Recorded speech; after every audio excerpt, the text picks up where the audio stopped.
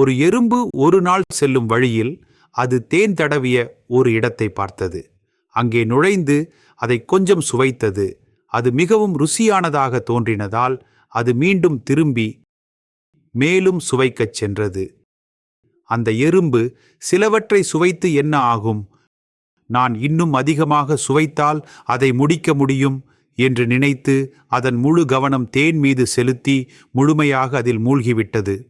பெரும்பாலும் அதன் பாதங்கள் தரையிலிருந்து உயர்ந்து அது முழுவதும் தேனின் மேல் நிலைத்துவிட்டது. இப்போது அது தேனைத்தான் பருகிக் கொண்டிருக்கிருந்தாலும் அது அங்கே இருந்து வெளியே விலக முடியவில்லை.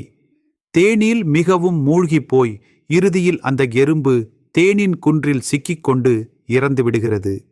இந்த கதையில் நாம் எடுத்துக்கொள்ள வேண்டிய பாடம் என்னவென்றால், உலகின் இனிமைகளிலும் அதன் ஆசைகளிலும் நாம் அதிகமாக சிக்கிக்கொள்வது நம்முடைய பாதங்களை நிலத்திலிருந்து அழித்து அழிவுக்கு போகும் வழியை தேடும்படி ஆகிறது.